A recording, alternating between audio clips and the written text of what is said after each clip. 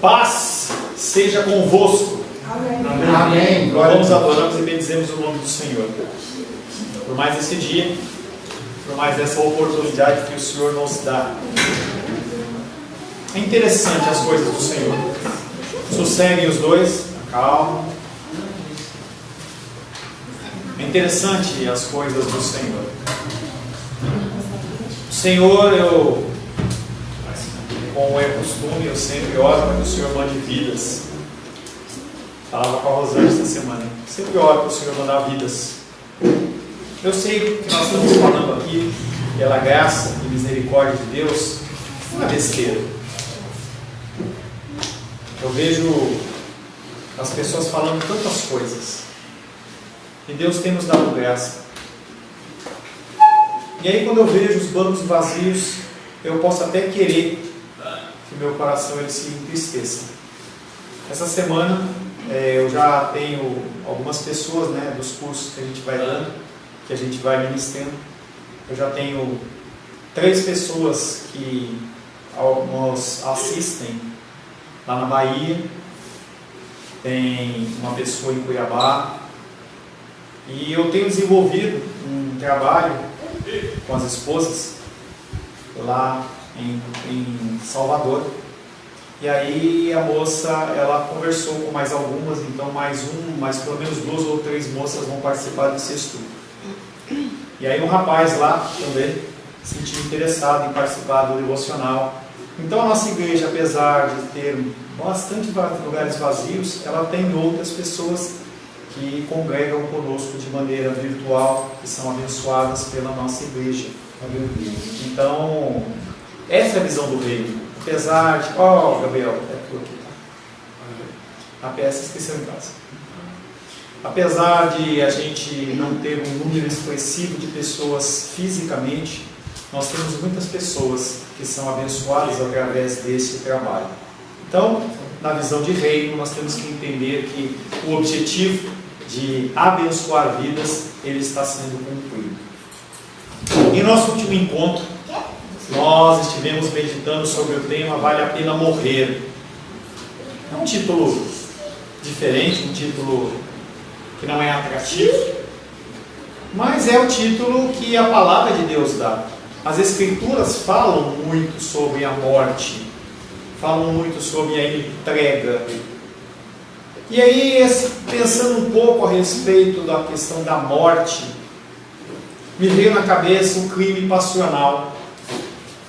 Crime passional é uma expressão usada para se referir a um crime que é motivado por uma grande emoção.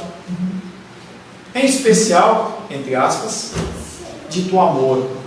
Pessoas matam as outras pessoas dizendo que as amam. Em alguns casos, o que pratica o crime chega até o ponto de tirar a própria vida. Mas que amor é esse que pratica algo por amor e que tem um desejo tão egoísta, desse chegando a esse ponto? Que amor é esse que acaba com o bem mais precioso, que é o bem da vida?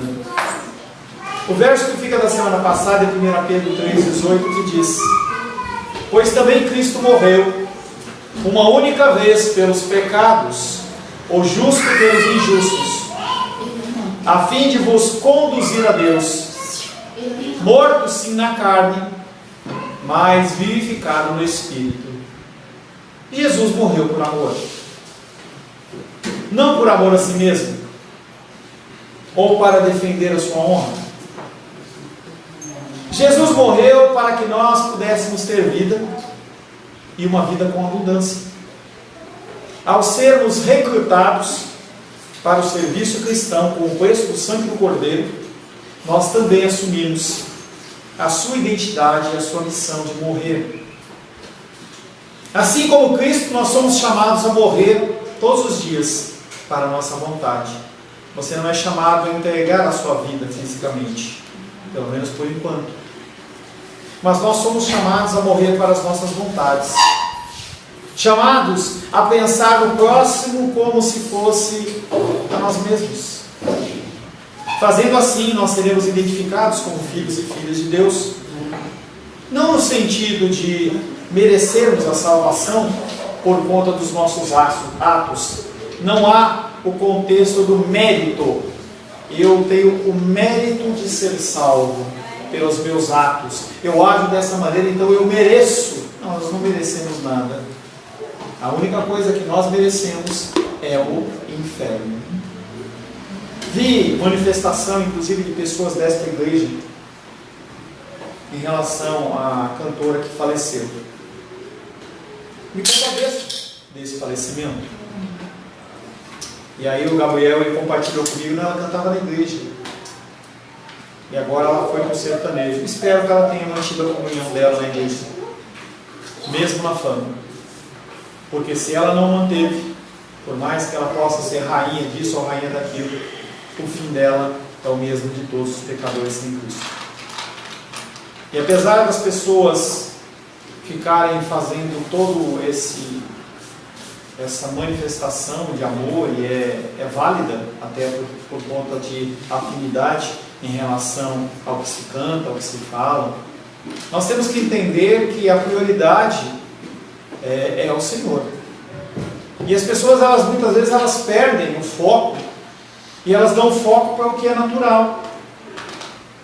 Será que as pessoas elas teriam tanta avidez em elogiar se fosse uma pessoa cristã, ou um pastor? Será? São coisas que nós temos que pensar. Nunca, de maneira nenhuma, você tem que olhar para uma situação como essa de falecimento e você tripudiar, como eu vi também algumas manifestações desse tipo. Isso é ignorância. Mas nós temos que saber e pensar onde está o nosso coração. A palavra de hoje está escrita, tem um pouco a ver em relação a isso. Presos na carne ou livres com Jesus. Cantores, eles têm esse tipo de dificuldade, em especial pelo ovacionar da plateia. Isso não é algo único no sentido de pastores, de cantores, mas de pastores também. Comentava hoje pela manhã, que eu estou vendo um filme com a Los Angeles, de um pastor que era pentecostal e ele decidiu, dentro das meditações dele lá, que todo mundo ia ser salvo, não precisa nem citar Jesus. Chama-se universalismo isso. E o pastor, ele entrou numas, nós estamos no meio do filme, ele entrou numas de que não precisa e que Deus já libertou todo mundo e está todo mundo salvo e está tudo certo. Mas o que eu quero citar para você, eu já falei de manhã, em que esse pastor era muito famoso. E ele dava o testemunho dele nas igrejas, e ele foi convidado numa igreja lá, em que a apresentação do pastor para ele foi: e agora com vocês, o grande, o maravilhoso, o único, fulano de tal, e ele entrou com o tambor para lá, entendeu? Luz. Será que as pessoas elas merecem todo este crédito? Nós temos que tomar um cuidado tremendo em relação a isso. Muitas pessoas, como essa pessoa desse pastor desse filme, que é um filme real, talvez essa cantora, eu não conheço a vida dela, a intimidade dela, mas eu sei, por exemplo, de Elvis Presley, que era uma pessoa que nasceu dentro do meio cristão, tem muitas músicas cristãs. Ele reunia as pessoas em estádios, em locais como Madison Square Garden, que é enorme, e muita gente pagando muito para ver ele, e ele decidia fazer no meio do show dele lá, cantar uma música cristã. E o produtor ele falou assim: não, você não vai cantar. Ele falou: se você não cantar, eu vou embora. E ele cantava. E aquela pessoa, no fim da vida dele, ele tinha uma banda gospel cristã apenas para os momentos de crise, em que ele ligava para a pessoa com um jatinho particular só para isso. Então ele ia lá, pegava a banda não podia ter nenhum outro tipo de trabalho, ficava à disposição dele, pegava a banda, levava lá, e eles cantavam hinos de louvor, cantavam Lírio dos Vales e tantas outras músicas. Presos na carne ou livres com Jesus, não tem muita saída. Quero convidar você a abrir a palavra de Deus em 1 Pedro, capítulo 3. 1 Pedro, capítulo 3, versos 18 em diante.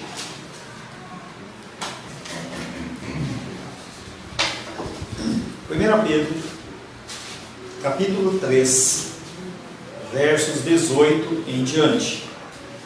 Assim diz a palavra de Deus.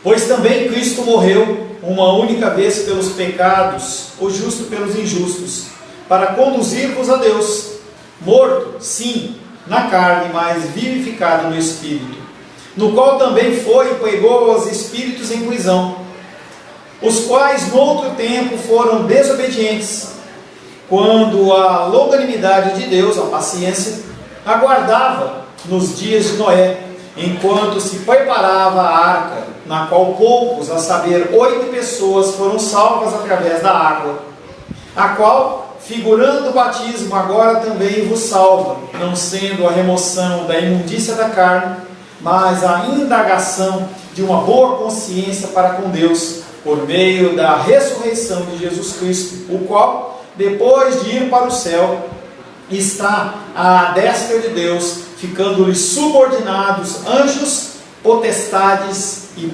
poderes. Palavra do Senhor.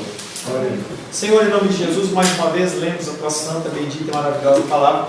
Queremos pedir nesse momento que o Senhor nos oriente, nos abençoe, nos dê entendimento. Abra o nosso entendimento, te pedimos, Pai, que o teu espírito de entendimento seja sobre as nossas vidas, que nós possamos ouvir realmente a tua voz, Pai. Coloco, Pai querido, a minha vida na tua presença, pedindo a ti, Pai querido, que o Senhor me utilize como um vaso de honra para o Senhor, que o Senhor possa tirar os meus erros, as minhas falhas, que eu possa falar de uma maneira clara, que os teus filhos possam ser abençoados e todos nós recebamos uma mensagem vinda do teu altar. Pai, oramos em nome de Jesus. Amém. Presos na carne ou livres com Jesus. Tem muito a ver com escravidão. Tem muito a ver com a pessoa, ela saber o que é liberdade e o que não é liberdade. Às vezes as pessoas elas acham que liberdade... O que foi, Dom? Está aqui, ó. Às vezes as pessoas acham que liberdade é poder fazer o que quer. Eu tenho liberdade. Muitas vezes os jovens, eles anseiam fazer 18 anos, porque com 18 anos, eles vão fazer o que querem. Eu vou dirigir, eu vou fazer o que eu quero, eu saio e volto a hora que eu quero. Não é bem assim. Não é bem assim. A liberdade é você conhecer os seus limites e saber utilizar esses limites. Isso é a verdadeira liberdade. Em especial na área espiritual, é você conhecer espiritualmente até onde você pode ir, sem que você cometa nenhum tipo de dano ou pecado. Os versículos que nós vamos meditar nesta noite é o verso 19 e 20. E para dar um melhor entendimento, novamente eu mantive o 18, que diz assim: pois também Cristo morreu uma única vez pelos pecados, o justo pelos injustos, a fim de vos conduzir a Deus, morto sim na carne, mas vivificado no Espírito. E assim foi e pegou os espíritos que se encontravam em prisão, os quais no outro tempo foram desobedientes, quando Deus em sua longanimidade aguardava nos dias de Noé, enquanto se preparava a arca, na qual poucos, a saber 8 pessoas, foram salvos por meio da água.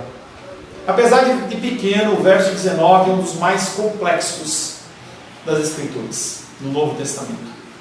Tem muitas informações aqui que merecem debate, e as pessoas elas passam a meditar. Quando você pensa em batalha espiritual, não dentro do conceito reformado, as pessoas falam assim: vamos fazer uma ministração para você tirar você da prisão. E aí eles entendem que o cara está lá enjaulado, entendeu? Uma pessoa que está viva, e começa a fazer uma série de artifícios. E não é bem assim. Isso é tirar as Escrituras, a Bíblia do contexto. Praticamente cada uma das palavras tem sido objeto de intenso debate na pesquisa bíblica. Aparentemente, esta é a única passagem no Novo Testamento que fala de um tema que mais tarde foi incorporado ao credo apostólico. Lembra do credo apostólico? Que muitas pessoas acham que o credo apostólico é algo católico. E quando se fala do credo apostólico, nossa, o credo apostólico é algo que eu tenho que falar é cruz credo. De vez em quando Sebastião ele fala que é o creio em Deus Pai Todo-Poderoso, Criador dos céus e da terra, e vai seguindo esse texto, toda essa linha. E o que está acontecendo ali é os apóstolos, João, Tiago, Pedro, Paulo, todas aquelas pessoas que viviam naquele contexto apostólico, Eles começaram a ficar preocupados: o que vai acontecer com a crença das pessoas depois que nós morrermos? Então nós vamos falar o que nós cremos. Então as igrejas, elas têm uma confissão de fé. Se nós chegarmos a um tempo de a gente pegar e ter o estatuto, e a gente abrir um CNPJ, que é algo que eu planejo fazer, a gente tem que ter uma confissão de fé. No que a gente acredita? Então os apóstolos, eles criaram o credo apostólico. Creio em Deus Pai Todo-Poderoso, Criador dos céus e da terra, e em Jesus Cristo, seu único Filho, nosso Senhor. E se você continuar lendo, você vai ver que é exatamente o que nós professamos crer. Não tem nenhuma diferença. Então aqui ele vem falando exatamente essa condição de que ele foi crucificado, morto e sepultado, desceu ao inferno, desceu ao Hades, desceu à mansão dos mortos e ressuscitou no terceiro dia. Faz parte do credo apostólico. E aí não se sabe se Pedro ele já trouxe uma prévia do que iria se apresentar, ou era realmente uma coisa inédita ali dentro do material que ele estava escrevendo. E aí dentro desse versículo ele fala que Jesus foi. Se ele foi, significa que ele foi para algum lugar. Ele desceu. Ele desceu para onde? E aí nós temos que tentar imaginar, temos que tentar entender para onde que Jesus foi. Cronologicamente a gente sabe que isso aconteceu dentro de um período. Ele falou: entrego em tuas mãos, Pai, entrego o meu espírito. E então ele expirou, virou a cabecinha e morreu. E o momento que ele ressuscitou, esse período é o período disso que está sendo falado aqui. Ele desceu à mansão dos mortos, ele desceu ao Hades, ele desceu ao inferno e pregou aos espíritos aprisionados. Aos espíritos em prisão foi o lugar que Jesus se dirigiu. Lá estavam eles. O que ele fez junto a eles? Ele morreu e ele foi fazer o que lá? Pregar. Pregar para quem? Os espíritos em prisão. Quem são esses espíritos?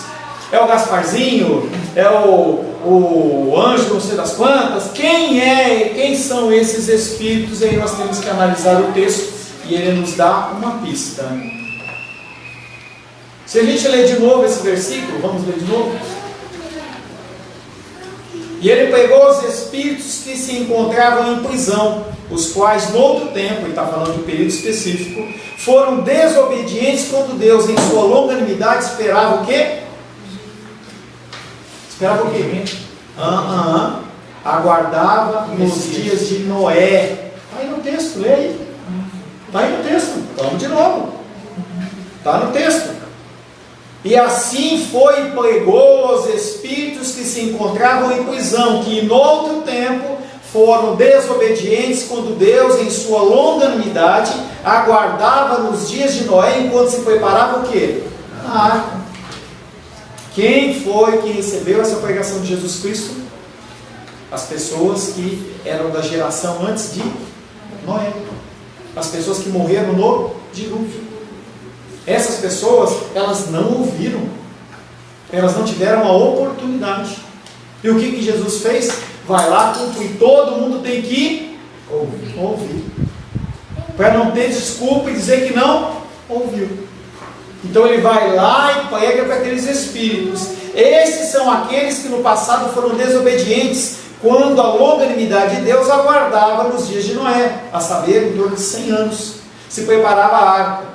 Aqui é claramente delimitado nos dias de Noé. Pessoas que estavam naquela época que morreram. Todas as pessoas do planeta Terra que morreram afogadas. 40 dias e 40 noites de chuva. E as águas subiram e cobriram até o Everest, os mais altos montes. E se você for um estudante de geologia ou qualquer coisa, você vai ver que tem sedimentos e tem partes de terra que você consegue identificar em locais que não deveriam estar lá.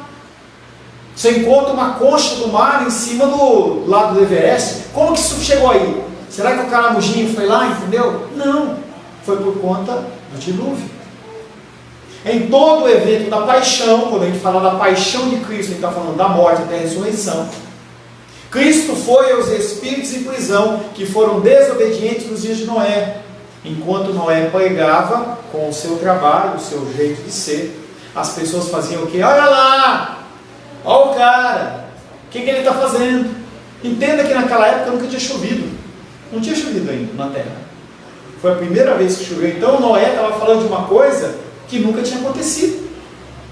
mas que eles podiam ter acreditado da mesma maneira que Noé acreditou. Trata-se da geração que viveu nos dias de Noé, que não obedeceu à sua pregação de arrependimento, preferiram continuar na maldade em que vivia. Pastor, esse pessoal é burro, mas você não faz a mesma coisa? Eu não faço a mesma coisa. A gente lê as escrituras, ouve o ensinamento, sabe que está certo, e a gente vai fazer o quê? O que a gente quer. É a mesma condição aqui. Noé, com o seu falar e agir, pregou para os seus contemporâneos, para aquelas pessoas que moravam, viviam com ele, perto dele. Onde estariam esses espíritos? Aonde Jesus desceu? Aonde Jesus desceu? A gente tem aquela ideia, né, que é baixo da terra, porque em terra, então, é por baixo da terra. Mas é um local específico, que se fala que é inferno, em hebraico fala que é Sheol, ou então fala Hades, que é o grego. É um local onde esses espíritos eles ficam aguardando. Então, para aqueles que são filhos de Deus, aqueles que são salvos, eu não quero entrar em escatologia, a gente não tem tempo para isso. Escatologia é a doutrina do fim dos tempos. Quando as pessoas morrem sem Cristo, elas vão para onde? Para esse lugar. Para o inferno, Sheol e Hades. Depois, no fim dos tempos, depois do julgamento, o que vai acontecer? Essas pessoas vão para um outro lugar, chamado Geena. Geena é um inferno de verdade, 2 vezes pior, 3 vezes pior, 10 vezes pior. Aí é o local realmente do sofrimento. Os mortos então iam para esse lugar e lá ficavam aprisionados. A esses então Cristo foi e pregou, porque Deus ele é justo e ele não faz acepção de pessoas. O termo pregar, quando usado no Novo Testamento a respeito de Cristo ou da mensagem cristã, sempre significa o quê? Pregação do Evangelho. Você é pecador e carece da glória de Deus. Se você não mudar o seu comportamento, você vai para o inferno. E não tem como aliviar essa mensagem. Você pode dar uma floreada aqui, mas ou a pessoa anda segundo os princípios de Deus, ou é perdição eterna. Não tem conversa. Assim, esse seria também o conteúdo da pregação de Jesus à geração desobediente dos dias de Noé. Cristo pregou o Evangelho, dando-lhe oportunidade de arrependimento. Será que arrependeram? Provavelmente não. Provavelmente não. O que Deus espera que você faça? Que você também fale para as pessoas do destino delas. Mas pastor, assim eu não vou ter amigo, assim eu não vou conseguir vender as minhas rosas, assim eu não vou conseguir show para cantar, assim eu não consigo pessoas para treinar comigo. Mas o que nós temos de obrigação, a partir do momento em que nós fomos recrutados pelo serviço cristão, é o quê? Abrir os olhos dessas pessoas e falar para elas para onde elas estão indo. Nós temos facilidade de avisar para as pessoas que se elas andarem num caminho elas vão cair. A gente estava voltando para casa hoje, depois da dominical, aí tinha um cone no meio da pista assim. A Rosângela me falou assim, olha, um buraco, nós passamos devagar e está cheio d'água, se cair aí, rebenta a roda. É um aviso. Nós temos que aprender que as pessoas elas precisam desse aviso. Sem esse aviso elas não vão crer, elas não vão saber em quem crer e no que crer. E vão achar que estão livres, mas na verdade estão aprisionadas. O fato desse texto falar justamente da geração de Noé não é uma coincidência. Na tradição dos rabinos judaicos, essa geração, que foi a geração antes de Noé, foi o pior grupo de pessoas que já andou na face da terra. Pessoas ruins. Ruins. Está pensando que os dias de hoje é ruim? Era pior. A pior das piores gerações, as pessoas piores. Tanto que Deus olhou e falou assim, eu vou destruir tudo. Gênesis 6,5 diz, o Senhor viu que a maldade do homem se havia multiplicado na terra, e que era continuamente mal todo o desígnio do seu coração. Não se tinha uma ação boa. Nada. Nenhuma ação social. Nenhuma postagem no Facebook dizendo, eu amo, que saudade. Não tinha isso. Era só maldade. Essa geração era a pior de todas. Pedro aqui coloca justamente essa geração, os últimos que se esperaria que fossem alcançados pelo Evangelho, como tendo tido a possibilidade de se defrontar com o Evangelho de Cristo. Essas pessoas que estavam entregues tiveram a oportunidade de ouvir o Evangelho, ouvir a palavra de Deus. O que aconteceu? Não sei. Se salvaram? Não sei. No dia do juízo, você vai saber. Nós vamos saber. Se eles vão ser companheiros de inferno, ou pastor, misericórdia, ou se vão ser pessoas que vão viver a eternidade. Dá risada, né? Será que você vai ser companheiro daquela geração por toda a eternidade? Misericórdia, ela vai até a sua morte. A graça de Deus vai até a sua morte. E depois, juízo. A palavra de Deus diz que o facão, o machado está na raiz ali, ó, só esperando para cortar. Não existe segunda oportunidade. Não existe segunda oportunidade. Não é algo que você fala assim: ah, eu perdi, pastor, a dominical, depois eu vou assistir no YouTube. Não tem. Ou você é aprovado, ou você é condenado. Não há meio termo. Esse pastor, o filme que nós estamos vendo, né, está tudo liberado. Tá, beleza. Chama-se universalismo. Tem pessoas que acreditam que até o diabo vai ser salvo. Tem pessoas orando para que o diabo se converta. Essas são as igrejas que dizem que são verdadeiras adoradoras. Pedro aqui coloca justamente essa geração, os últimos que se esperaria que fossem alcançados, como sendo pessoas que alcançaram. Com isso, essa geração serve de exemplo para todos os que acham que morreram sem ouvir a boa nova, sem ter a oportunidade de arrependimento. Todas as pessoas tiveram a oportunidade. Todas as pessoas, de alguma maneira, elas têm. Pastor, mas o bebê ouviu através da mãe. E se não ouviu, o julgamento vai ser diferenciado. As pessoas, na regra, a regra é todos vão ouvir de alguma maneira sobre a palavra de Deus, sobre o Evangelho. Os piores dentre os piores foram alcançados por Cristo. E isso acaba incluindo quem? Eu e você. E efetivamente, a limitação da morte aqui expressa seria desfeita, onde todos os mortos puderam ouvir o Evangelho. Não está implícito aqui nenhum tipo de universalismo que nós estamos falando. Ah, não, pastor, todo mundo vai ouvir, então todo mundo se converte. Negativo. As pessoas, elas vão rejeitar o Evangelho. Elas preferem viver na bandalheira, preferem viver no oba-oba, no ala-oba. Vamos aí, é mais fácil eu viver no mundão do que querer viver no cristianismo. Você sai da sua casa para ouvir que você vai para o inferno, é melhor ficar em casa. Vou ficar lá vendo o Faustão, ficar vendo, agora o Faustão vai para a Band, parece. Então você vai, se tem ocupação. É melhor você ficar fazendo outra coisa. Pô, eu saio da minha casa para fazer isso. Fala para os teus amigos, com quem você trabalha, fala assim: oi, o que você fez ontem à noite? Eu fui lá ouvir para dizer que eu fui pro inferno, que eu vou para o inferno. Pô, você saiu da sua casa para isso? Pois é. Os piores dentre os piores, eles tiveram a sua oportunidade de evangelho, de ouvir o Evangelho. Pedro, ao caracterizar a geração de Noé como desobedientes, identifica o mesmo com a geração em meio ao qual vivem os cristãos do primeiro século. Era assim no tempo de Pedro? Era. 1 Pedro 2,8, nós já lemos, são esses que tropeçam na palavra, está falando dos judeus, sendo desobedientes para o que também foram postos. Geração de Pedro, desobedientes. E assim como o grupo de Noé era uma insignificante minoria no meio da sua geração, assim são os cristãos no meio do mundo. Por que você se espanta? Por que eu me espanto e a igreja não está cheia? Exatamente por isso. Porque a palavra confronta. As pessoas preferem ouvir palavras doces. Chocolate, a minha esposa faz lá os pãozinhos, lá os docinhos, e ela fala que eu tenho um paladar infantil, porque eu não gosto de chocolate amargo. Eu brinco com ela, já basta a vida que é amarga, né? É nada, é doce pra caramba. Mas eu gosto de algo doce.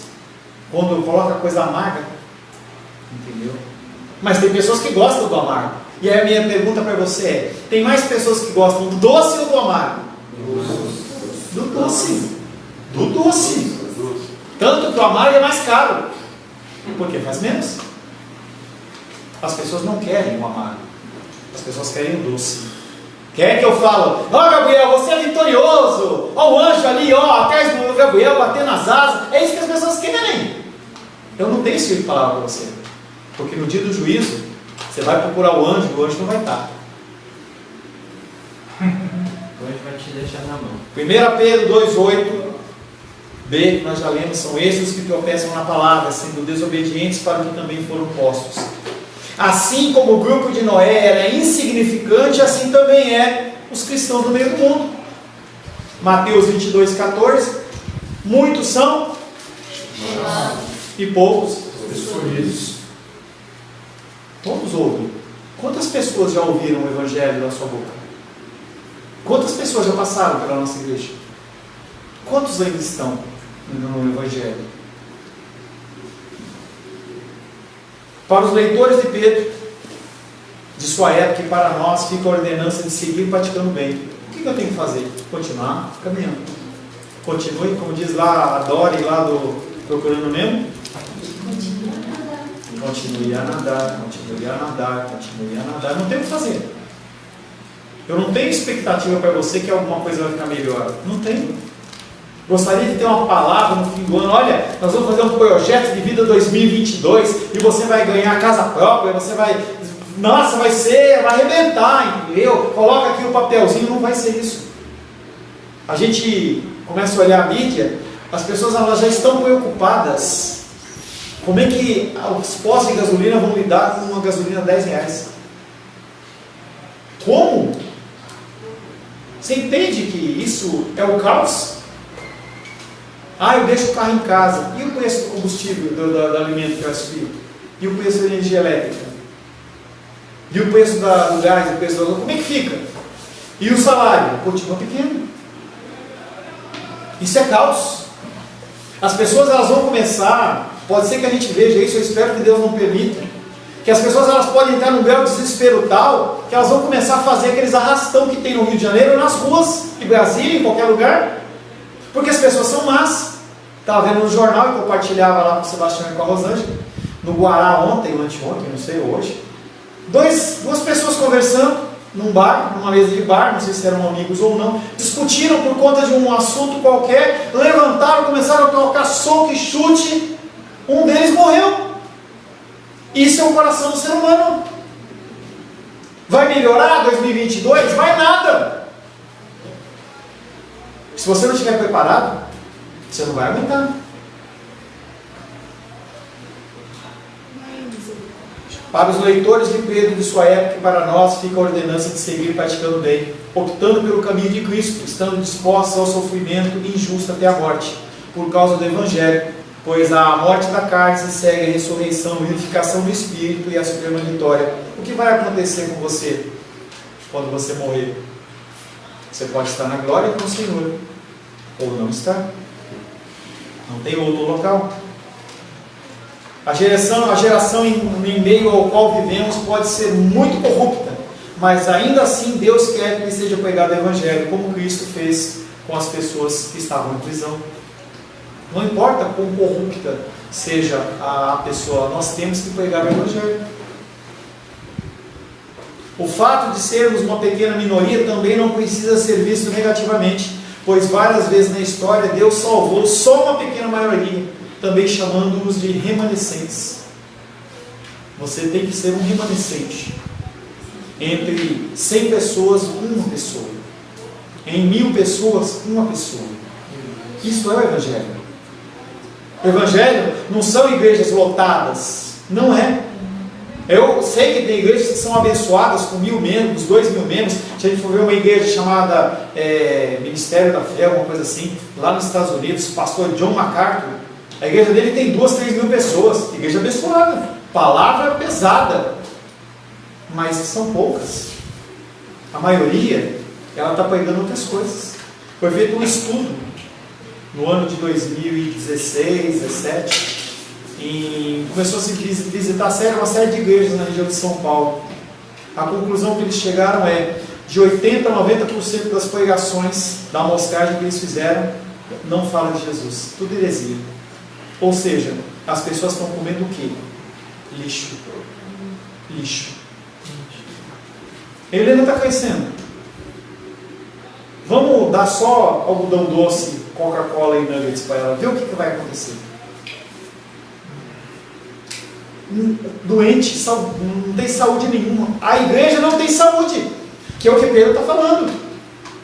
Pedro olha para a situação da igreja e fala assim: pessoas doentes, pessoas doentes. Será que é só no tempo de Pedro? Ezequiel capítulo 6, versos 7 e 8: os mortos à espada cairão no meio de vós, para que saibais que eu sou o Senhor.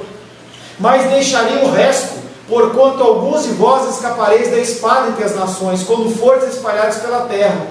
Um resto, um remanescente, um grupo pequeno de pessoas que não vão cair pela espada.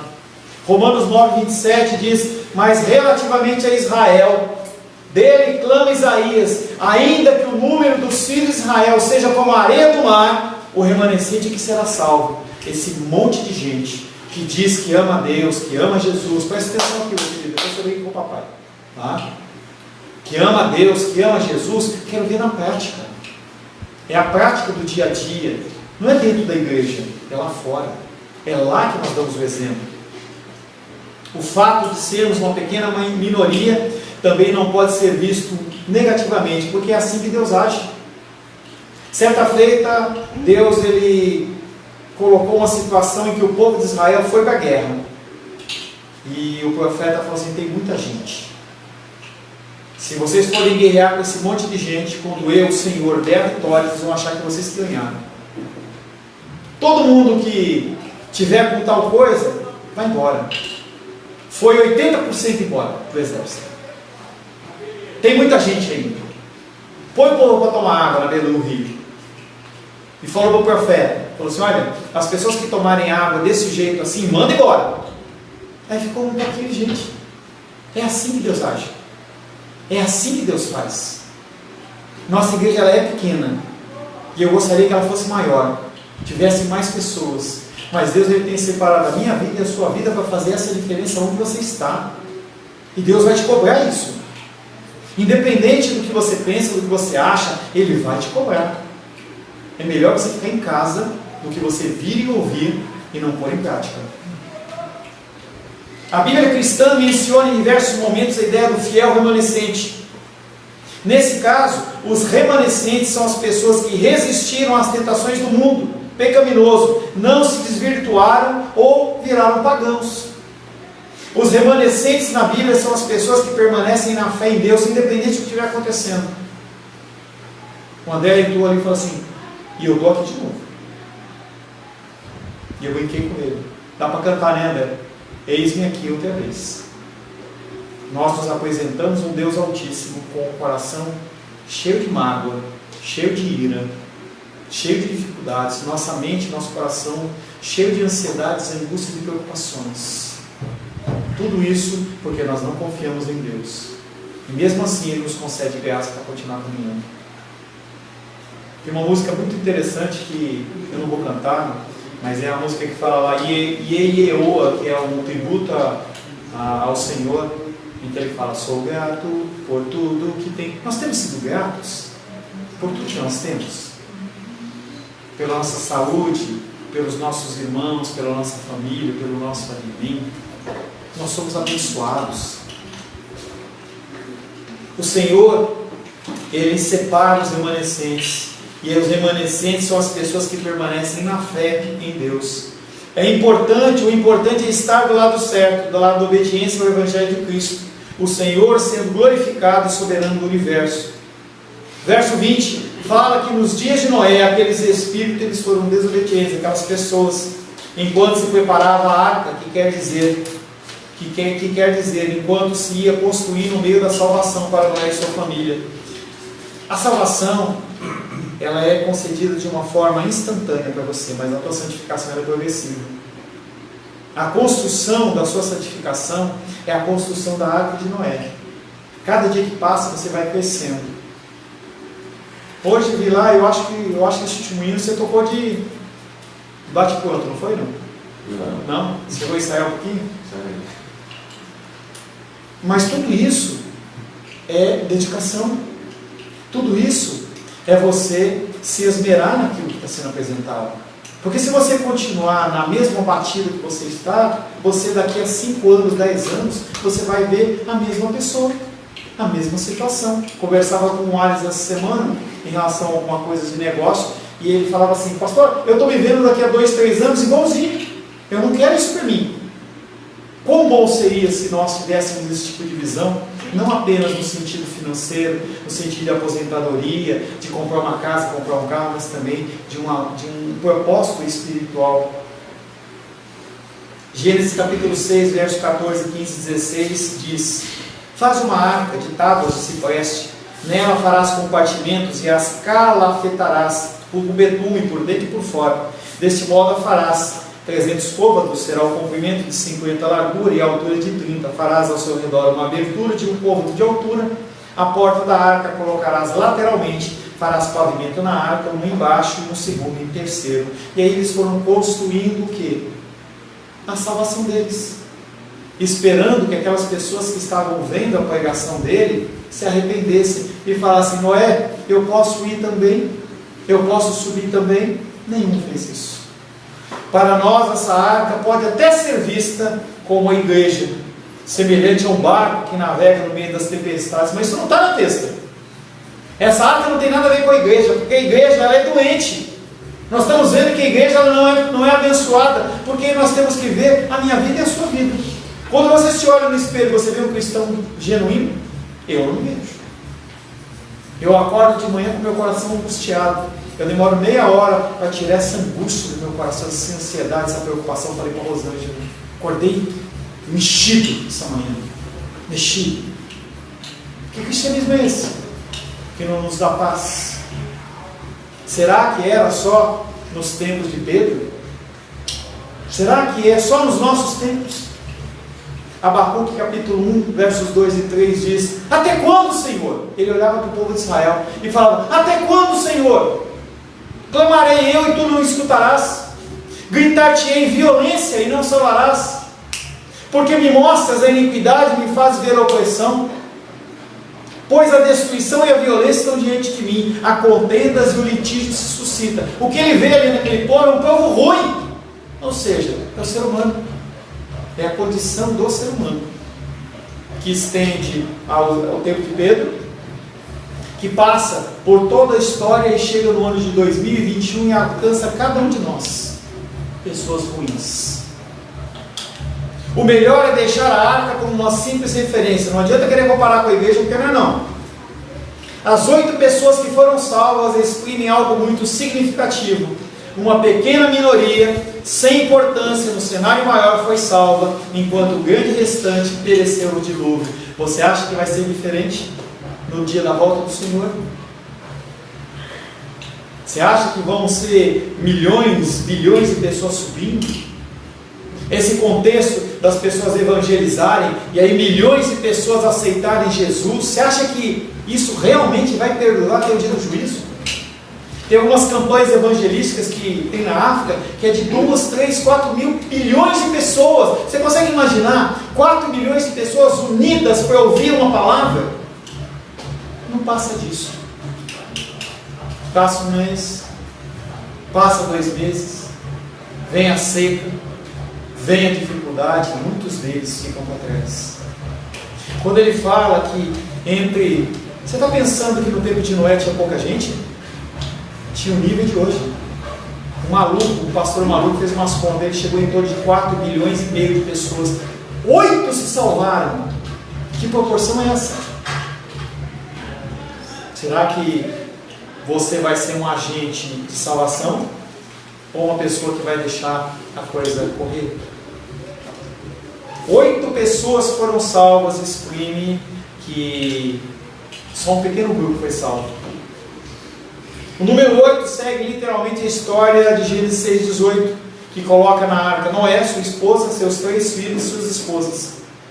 Mas a mensagem para os cristãos da Ásia Menor seria inconfundível. O fato de serem uma minoria desprezada e marginalizada na sociedade, aos olhos humanos, não os impediu de ser um grupo de salvos, mesmo nós sermos um grupo pequeno. Eu espero que você esteja ouvindo e colocando em prática a tua palavra. Eu espero que no dia do juízo do Senhor eu encontre você do lado dos salvos. Certa vez eu estava dando aula, não sei se eu já dei esse exemplo, um grupo de teologia. Eram uns 40 pessoas mais ou menos. Estava dividido em 3 colunas assim mais ou menos. E eu comecei a falar, né, sobre teologia, falando sobre o fim dos tempos, falando sobre o inferno e tudo mais. E eu dei um exemplo, eu falei assim, ó, gente, vai ser desse tipo assim, ó. Deus vai pegar e bater um martelo, um machado desse lado, assim, daqui para cá para o inferno, daqui para cá vai ser salvo. Pois mais que uma vez, mais de uma pessoa, a pessoa pegou uma caneta, estava na ponta da mesa, jogou a caneta do outro lado, assim, sem ninguém ver, levantou, foi pegar a caneta para sentar do outro lado, porque ele acha que ele mudar de lugar de cadeira, ele está salvo. Olha que loucura!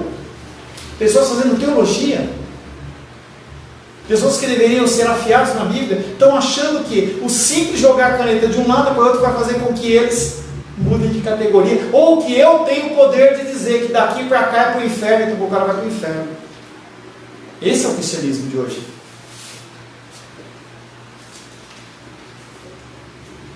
Esses poucos é significativo também no Novo Testamento.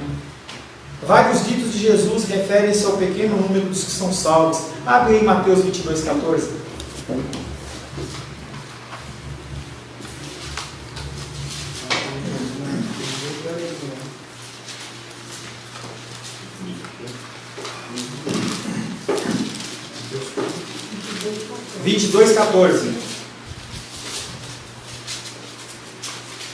Alguém pode ler, por gentileza? Porque muitos são chamados, mas poucos escolhidos. Mateus 7,14.